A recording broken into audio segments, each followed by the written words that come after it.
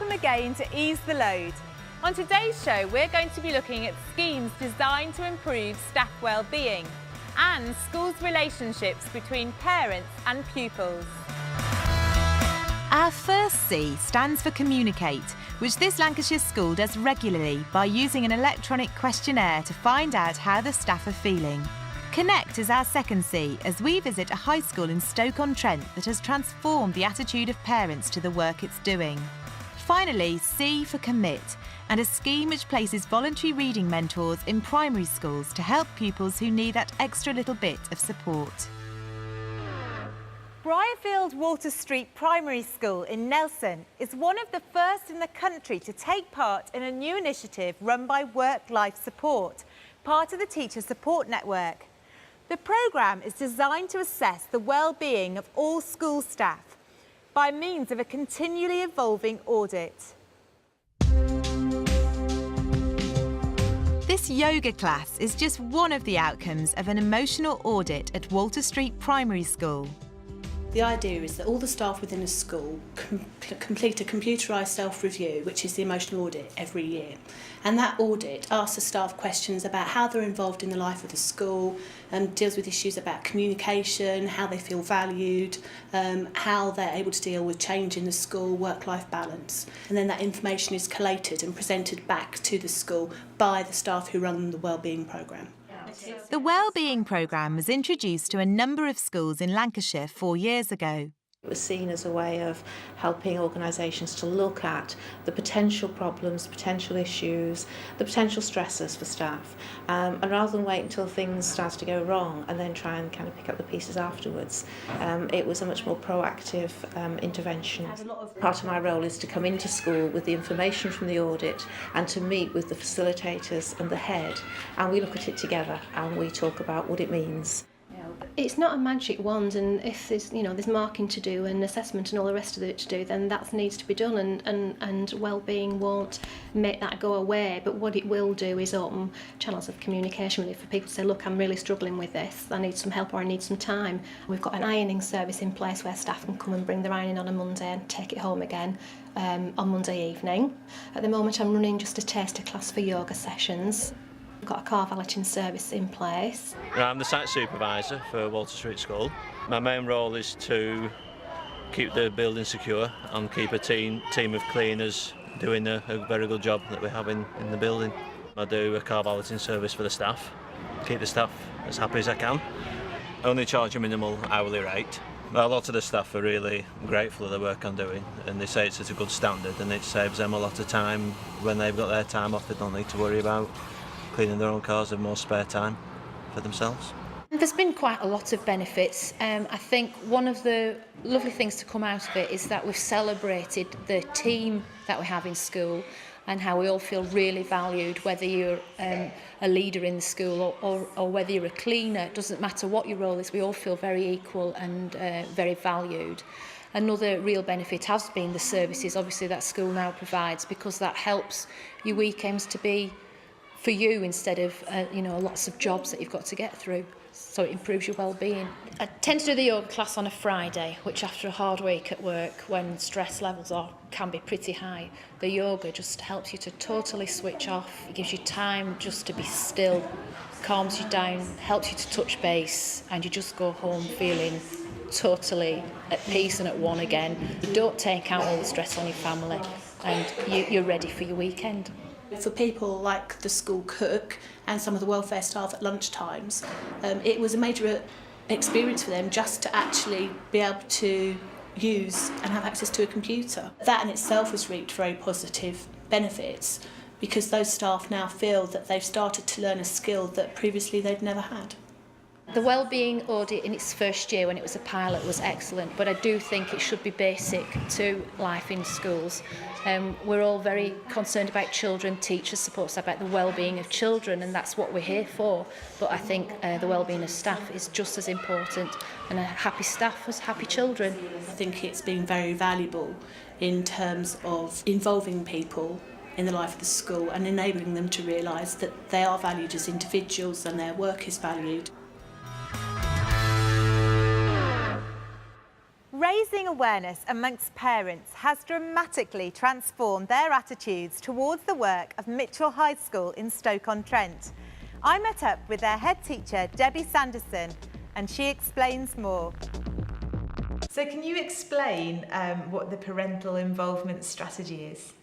I think rather than being a strategy, it's more about a way of living and a philosophy and a belief about a culture, about what actually influences young people, 11 to 16-year-olds here, and what actually enhances their learning.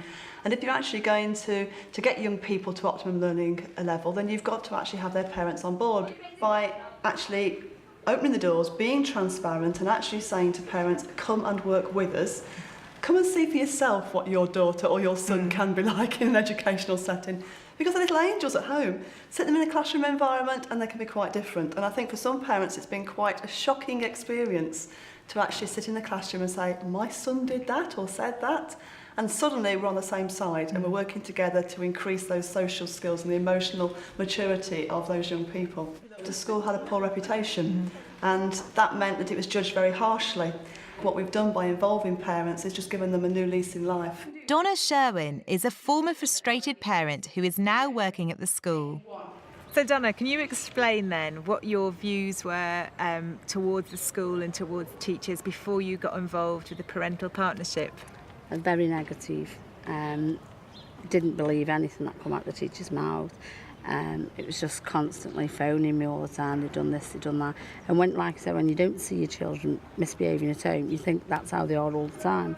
I got called one day to see if I'd like to come in as a parent and learn alongside the children. I was at that stage, I wanted to know myself if it was true about my children, if they were misbehaving. So I did. I got invited round to look around other classes where my twin boys were, and I happened to see them, you know, just playing up horrendously. It was shocking. I couldn't believe that they were my boys.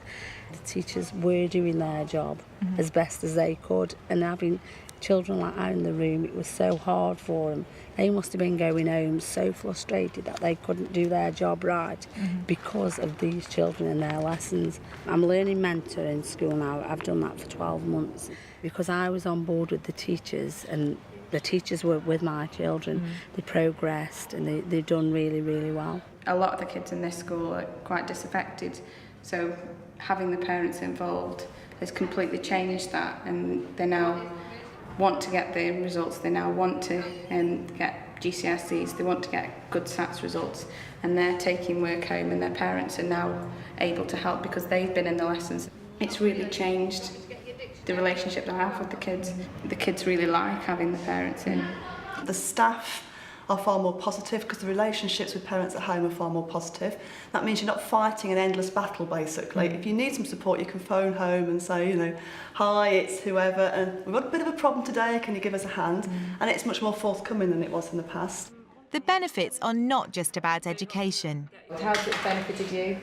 It's made me self-esteem better, more confident. I can be assertive when I want to now. I just like having the involvement with the children and helping them. I love helping them.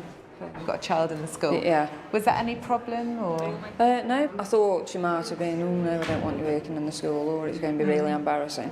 But she actually said, yeah, go for it, Mum. It's helping her with her education and I can see how important it is. It certainly helped me as a head teacher because a lot of my role would have been about profiling the school, marketing the school. As I said, we didn't have a great reputation and I had to change that.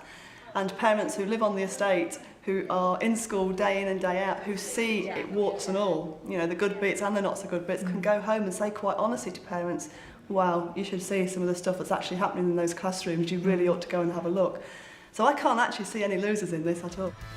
I'm a primary school teacher, and I know that sometimes there are pupils that need special help with reading. Middle Row Primary School in London is using a national charity to help. For more than 30 years, children like Yara and Rakeem have benefited from reading assistance at school. Brilliant. Voluntary Reading Help is a charity which recruits, trains and supports volunteers from the local community to go into primary schools to give one-to-one support to children who need extra confidence, extra practice, extra support with their reading. Middle Row Primary School has received help from this charity for over 20 years. It's a very multi-ethnic school and it reflects the local community.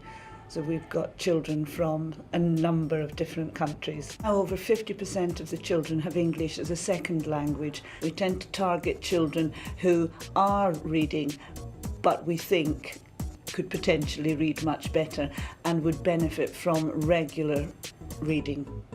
We tend to use the volunteers for a 2-year period, usually when they're in year 3 and 4. We find this is the best years really for them to do it because the children are keen to go. The volunteer always works with the child out of the classroom. They never work within the classroom. It's to establish this sort of special relationship. These volunteers are any age. It's good for the children to meet all different people in all different walks of life. The reason I became a volunteer for this particular charity is that I'm German-Belgian by nationality and I moved to America when I was a child, and so I needed a lot of help with reading and language issues, etc. Very quickly I found that I learnt the language and could read better, and I just thought it'd be really nice to help somebody else, learn to read and actually enjoy reading. I'm a freelance journalist. When I'm in London, I try and come regularly. My name's Emma Collins and I work for Hay House Publishers. I sell foreign translation rights and do general admin at the Hay House office. I work in publishing and obviously I'm surrounded by books all the time and I know the sort of enjoyment you can get. I just wanted to be able to help pass that on to other kids. I did ask if the children minded being taken out of class because I thought it might stigmatise them a bit, but apparently they absolutely love leaving class to join and they feel very special and they actually like it. And teachers appreciate the support too. It does ease the load, and the fact that if I would have to read or listen to every child read and give them a one-to-one support every single day, there's not enough hours in the day to do that as well as teach. It is worth it in the long run for the kids. They do need the extra support. All our volunteers come to school. They've been specially selected. We're very careful about who we select and train to be a volunteer. So they've all been very carefully selected. They've all had a CRB check done. They've all been trained in how children learn to read and the approaches that they can use to support children with their reading. I would recommend Volunteer Reading Help to anyone who's interested in doing any voluntary work, and it's really rewarding for the child and for you. I feel much more part of the community because I have no family here, and London is a very self-centred town and I'm just sort of trying to do something nice and good. I would definitely recommend this service as being something which is worth having within the school. It's brought a lot of pleasure to a lot of children, and also trying to make them literate for life is a vital tool. That's it for this week. Remember to check out our website at www.teachers.tv for lots more information. And if you need any advice or help, you can call the Teacher Support Line free 24 hours a day on 08000 562 561. So until next time, goodbye for now.